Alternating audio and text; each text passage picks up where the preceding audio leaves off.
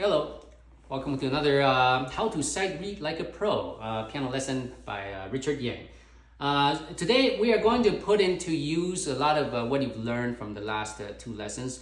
For the next lesson, we're going to do an actual sight reading exercise. But for today, I've got this chord progression here that we'll use as the material for this lesson. And it's gonna put to consider it a test to see if you've learned well in the last two lessons. So let's begin. So right hand first. The obviously, if you don't know how to read music, if you don't know how to read much music, you don't know how to read quickly. At least you know where C is, right? So you know C is the line right below the 5-step lines on the treble clef. That's a C. So this is the only time you can look down and figure out, oh, that's the C that I want. After that, there is no more need to look at the music. Why? Because if you look at the first chord, the bottom note is, going up, you have a third up because they are line to line. And the bottom note, if you look at that shape, it's just an octave from the top, right? So that is your chord. And you can use whatever fingering that works best, like 1, 2, 4, 5 works pretty good. And from this point on, there's absolutely no need to look at the the keyboard anymore. The next note, if you look at the top note comes down 1, and then the bottom note is the same. The middle note is just a third from the bottom, right? So what are you doing? See, from this, you need to be able to play third with any fingering combination, right? So in this case, use fingers 1, 2 to play third, 2, 5 to play fifth, and together like that. And the next chord, just by looking at the hand shape, right? You know that we have fourth here, third over here. That's your next note. And the next one, simply we have the C goes up 1. It's the same thing, all right? So, and you can look at this, how to make the hand shape concept a little more easier to understand is you try to imagine if you rotate the music 90 degrees clockwise. Now, everything will line up exactly. That would be your correlation between the sheet music notes and the keys on a piano, right? If you rotate this 90 degrees clockwise, you will see that, hey, the first chord, right? You have fourth in between, right? You can see that on music, fourth in between, third up, right? So everything that's exactly how it's laid out on the piano itself. Right? And then measure 2 now. If you look at the bottom note, it just goes up 1. So you don't even need to look, right? And now you open up your hand into that shape, right? 3, 3, 4, 3.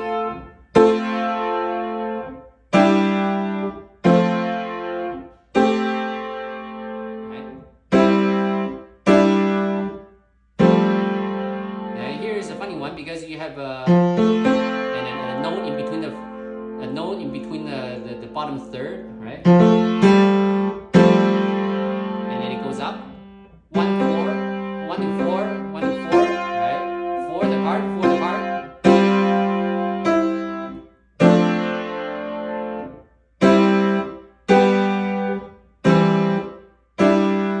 Right?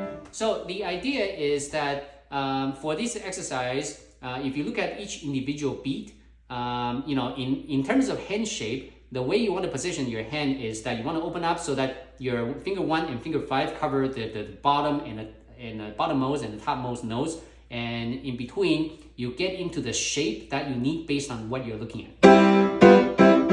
And so this is the for the right hand. Left hand, what have we learned? Hopefully you can at least know that this the second space from the bottom on the bass clef is a C. And now, so what have you learned is that by looking at this without even counting down, by looking at this, you know that it's a space to a line to a space, and with that kind of a separation, that's an octave. So you don't even need to think about it. So open up your hand to an octave, and that's it. So once you have the beginning, then from this point on, there's no more need to look at the keys. So by just staring at the music, you observe that each time, each beat, it just goes down one.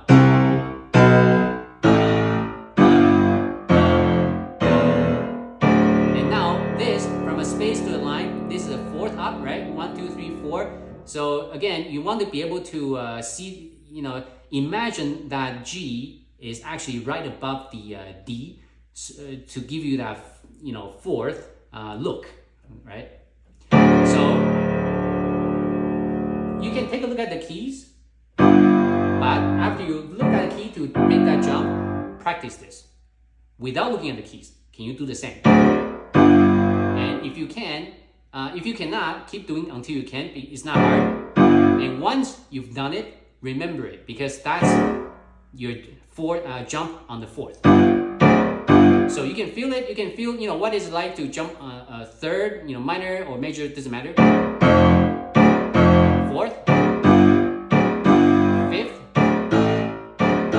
Like without looking, I think, without looking at the keys, jumping a fourth should be fairly easy. But jumping a fifth, it is okay to look. I don't need to. I can jump probably sixth without looking. But for you, if you don't jump anything more than 4 apart, you don't want to look at the keys. And then it goes up 1, down 1, down 1, and down 2. So feel it. What is it like to jump 2 down? I'm sorry. Third. It's minor third, right? Right? Or if you can just feel it. Right? And then it goes up by 4. And by 4 again. So the idea is that once you have a starting point, just stare at the music. There's no need to look at the keys. Now, the next one is when you sight read music. For me personally, I put emphasis on the correctness of the notes instead of the rhythm. Why? Because the rhythm is something that you can later on, once you listen to the music, you're more familiar. You can refine your rhythm. You can, or even correct it to make it correct. Whatever, you can fix it later on. However, notes. If you keep playing the wrong notes, it's gonna get built into your muscle memory really quick, and it's really hard to shake that bad habit, right? Once it's your muscle memory, it takes even more effort to correct it. So it is so important that you play so slowly that everything you play is perfect. Okay, so for the first note, figure everything out until you're so sure. Don't play it. Then figure out that's got to be right.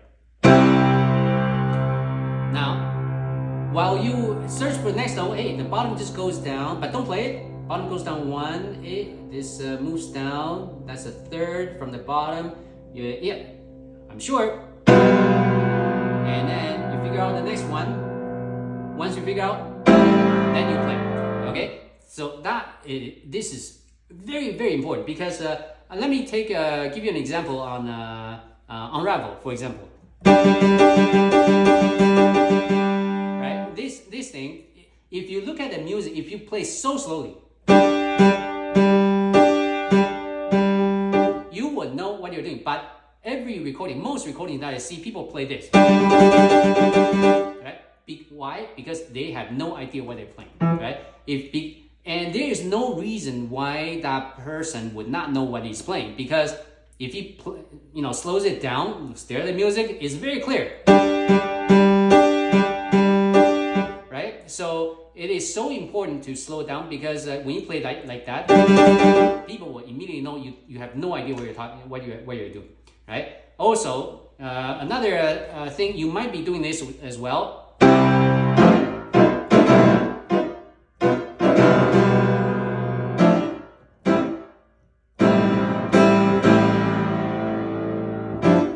Even when you are not sure and you play and you figure out, oh, I made a mistake and let's try it again, right there. That is what gives away that you have zero idea how to play piano. Okay, so slow is key. And I gotta say, when I was young, I tend to want to play fast as well. But the older I get, the more I appreciate why it is so important to play slowly. So believe me, because when I was younger, I also did not want to slow down, and that's why I think I advanced in piano later on in life a lot faster because I'm more willing to slow down.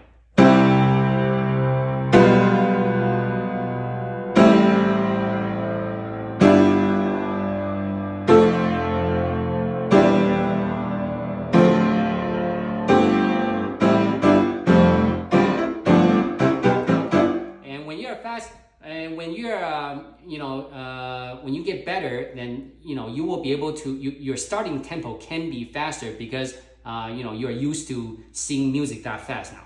Okay, so that is the progression. So before before you get there, don't just go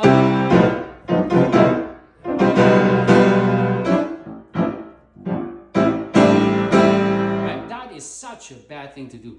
Don't do that. That is, I would say, the number one most terrible thing to do on the piano.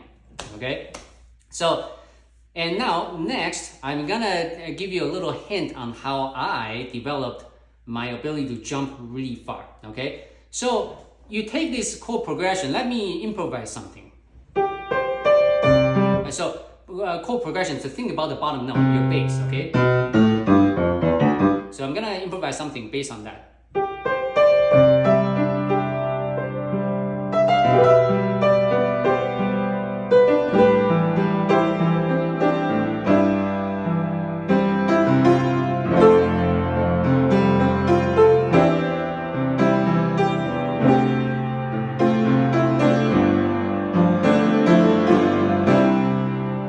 So that is how improvise is simply you when you're in a certain chord, just play whatever in the same chord.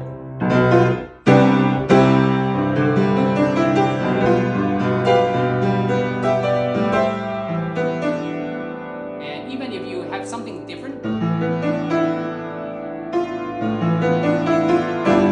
you can always change. Now that's not the point. The point is when you play this. A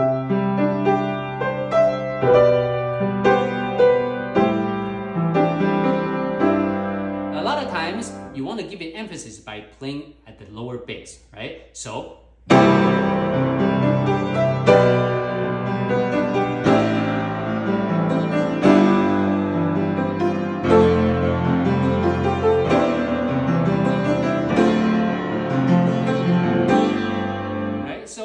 the idea is whenever I have a bass note, I play the bass and I'm gonna do whatever I need to do in that chord as well. The next bass, I have to jump down again.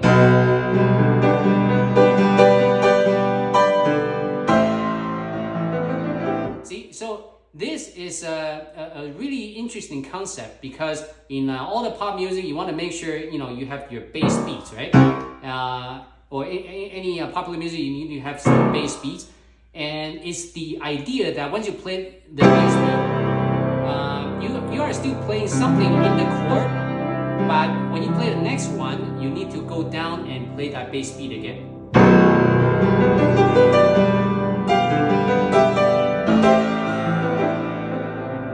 So by doing that, more and more, you will get used to, for example, when you're playing C, when it goes down, what is it feeling?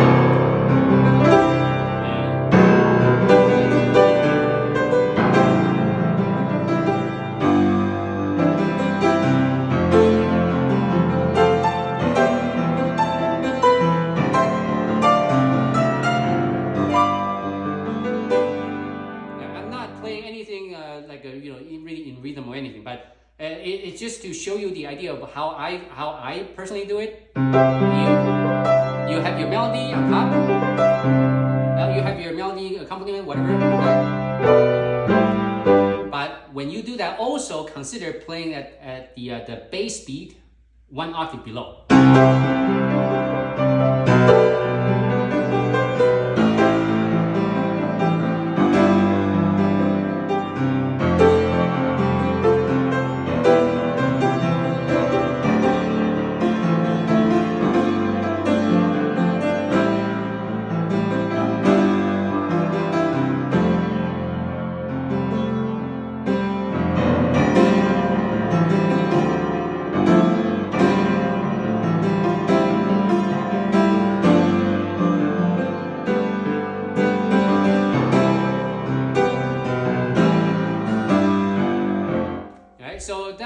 so I'm going to expand a little bit on this topic in a few lessons later. But that's the idea. When you improvise, try to play the bass beat octave below.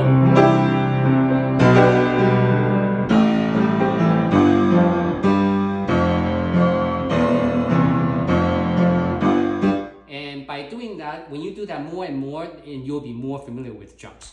Okay, so I hope you enjoyed this. Until next time, goodbye.